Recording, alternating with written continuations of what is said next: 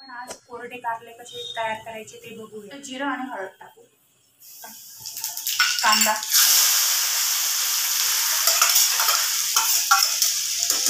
दोन चिरलेला कांदा, कारले चिरलेले,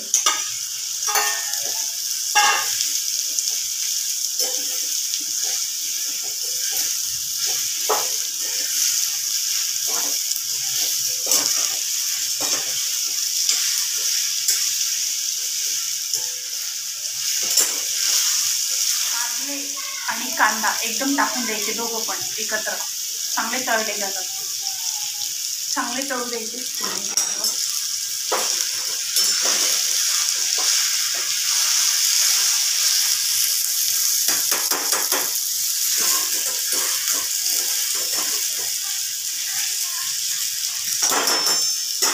कांदा चांगला घालायचा। मी दोन मोठे कांदे, अजिबात ठेवायचं नाही।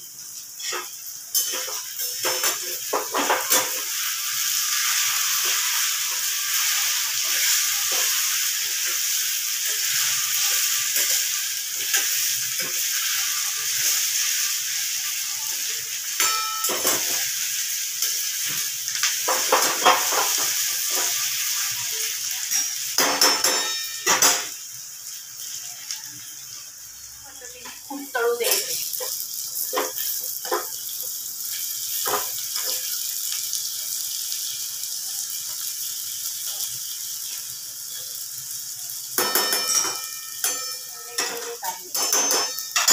आता मी शेंगदाण्याचं कच्चं कूट म्हणजे शेंगदाणे कच्चे होते आणि त्याच्यात चटणी आणि लसूण, आता ते याच्यात टाकून देऊ।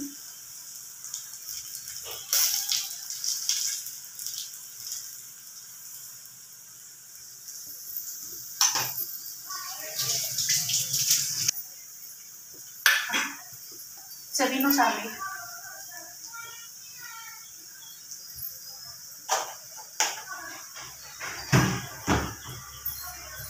आणि बारीक चिरलेली कोथिंबीर।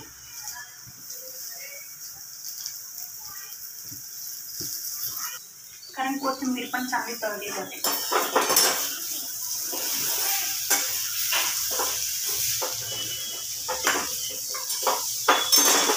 आता चांगलं भाजून घेऊया।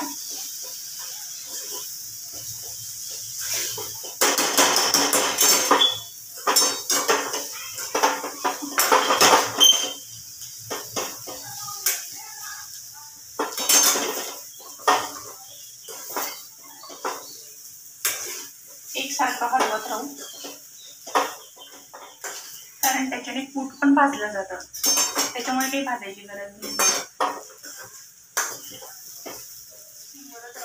आणि फक्त अधून मधून हलवत राहू,